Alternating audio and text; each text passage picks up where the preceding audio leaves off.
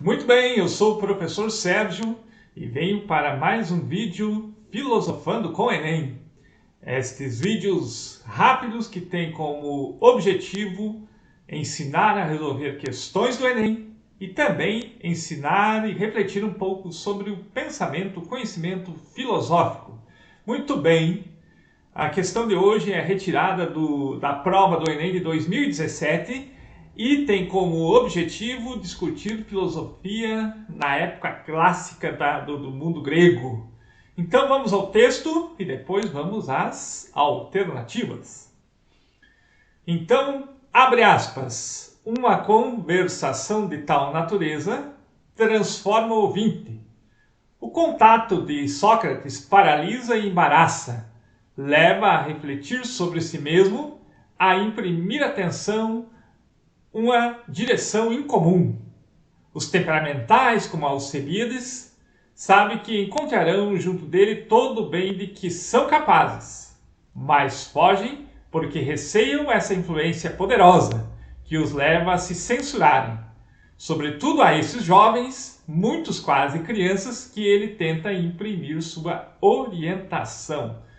Muito bem, esse é o texto que inspira a questão e ela foi retirada de um livro História da Filosofia, do Emile Breyer, de 1977, exatamente o ano que eu nasci.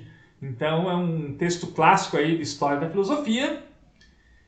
E, como eu já disse no começo, tem como objetivo discorrer sobre a época clássica da filosofia no mundo grego, ou seja, o período socrático. A primeira informação, o período socrático, aquele em que os filósofos têm como objetivo pensar uma questão muito importante e existencial, ou seja, quem é o homem, uma questão antropológica, tentam discorrer sobre isso e o que devemos fazer para viver em sociedade. Quando eu pergunto o que devemos fazer para viver em sociedade, eu inauguro o conhecimento na área da ética e na área da política. Então, duas grandes questões orientam o período clássico. Relembrando elas, quem é o homem, quem sou eu, né? E a segunda questão, o que devemos fazer ou o que devo fazer para poder viver em sociedade e ser feliz. Quando eu pergunto o que eu devo fazer para ser feliz, eu inauguro a ética, e quando eu pergunto o que eu devo fazer para viver em sociedade, eu inauguro a política. E entre os gregos antigos, não há uma desvinculação entre moral e ética, mas esse é um outro assunto. Muito bem. O texto traz dois personagens muito interessantes para nosso aprendizado. O primeiro é, evidentemente, Sócrates, né? O maior dos filósofos gregos, segundo a história da filosofia.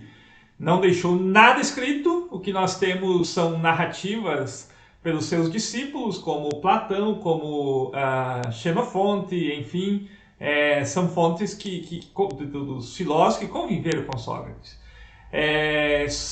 Sócrates, ele operava com seus interlocutores, sempre a partir de um diálogo constante, a ideia de uma ironia. O que é ironia? Não é ser irônico no sentido de puxar, enfim, não conduzir muito bem o diálogo. A ironia sempre parte de questões, de perguntas, de dúvidas, jamais da certeza. Então a ironia socrática é o exercício constante da dúvida. E ao praticar a ironia, Sócrates desenvolvia o seu método dialético maêutico. A maêutica socrática, essa palavra esquisita, né? Tem a ver com uma profissão muito interessante que só perdeu o seu valor há muito pouco tempo atrás, tipo 50 anos, que é a profissão de parteiro, de parteira, melhor dizendo, né? Então a mãe de Sócrates, conta a história, era uma parteira. E a maêutica, ela tem a mesma função do parto, ou seja, fazer o indivíduo parir uma ideia, parir um conhecimento. Então esse texto ele traz para o debate exatamente essa questão da ironia socrática, a arte de duvidar e fazer perguntas, e desta questão fundamental do seu método dialético maêutico, que é fazer com que o interlocutor ele faça nascer uma ideia nova. O outro personagem que o texto traz é Alcebiades. Alcebiades está nos diálogos de Platão, por exemplo, num livro chamado O Banquete, e ele é o personagem principal. Quem foi Alcebiades? Alcebiades era um jovem pertencente a uma elite econômica e política de Atenas e que gastou a sua juventude, na época da sua formação, da sua educação, com muitas festas, muita extravagância, e se esqueceu de estudar, de formar a si mesmo. Muito bem. Ele vai pegando uma certa idade, uma certa maturidade, e ele vai ao grande sábio, Sócrates, com uma questão. A questão dele é: Sócrates, o que eu devo fazer para ser bem-sucedido na política? Então, Alcebiades vai a Sócrates com essa questão, né, de ter sucesso na política. E Sócrates, usando da ironia e da maêutica, primeira pergunta de Sócrates: o que fizestes tu com a tua formação? Cuidastes da tua formação? E essa pergunta tem a ver com uma noção muito interessante entre os gregos, que é a noção de pilemeia routou, traduzindo o cuidado de si mesmo, a ética do cuidado de si. A essa pergunta, o que tu fizestes para cuidar da tua formação? Alcebiades chega ao ponto socrático. Qual é o ponto socrático, professor? A ideia de que só sei que nada sei. Então, Alcebiades já faz surgir uma ideia. A ideia de que, em termos de formação política, ele é um completo ignorante. E Sócrates, então, conduz o diálogo com Alcebiades e leva Alcebiades, então, a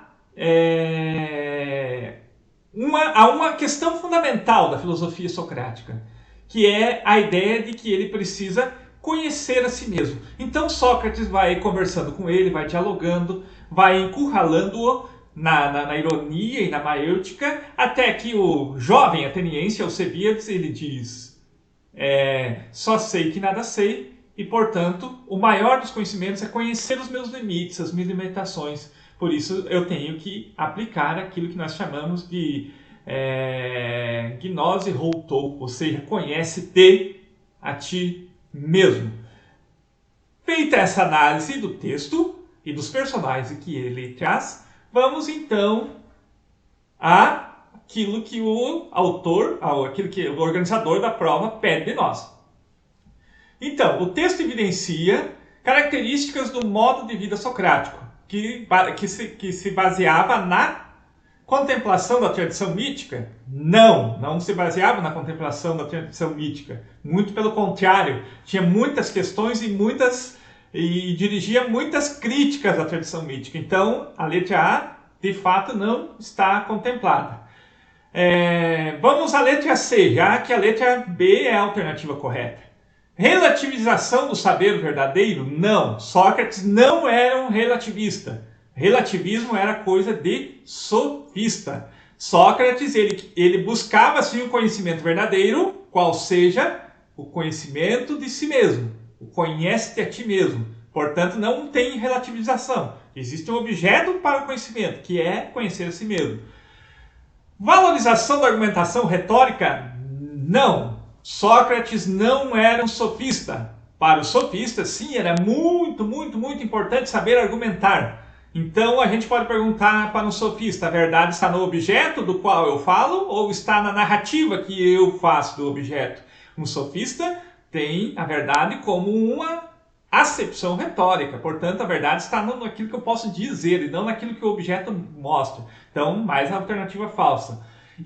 Investigação dos fundamentos da natureza. Não, Sócrates não tem como referência uma pergunta pré-socrática. Qual é a pergunta pré-socrática?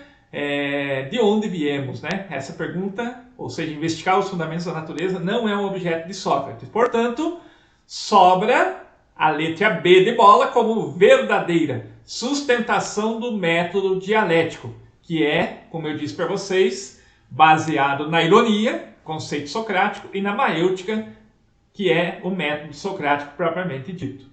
Feito, tá aí mais um vídeo Filosofando com o Enem, com o professor Sérgio, professor do Instituto Federal Catarinense, campus de Videira. Curtam este vídeo, partilhem, deem like no canal, melhor dizendo, se inscrevam no nosso canal, né? Não somos youtuber, mas estamos aqui prestando, de certa forma, um serviço público através das redes sociais. Abraço, até o próximo vídeo. Conversamos na sequência.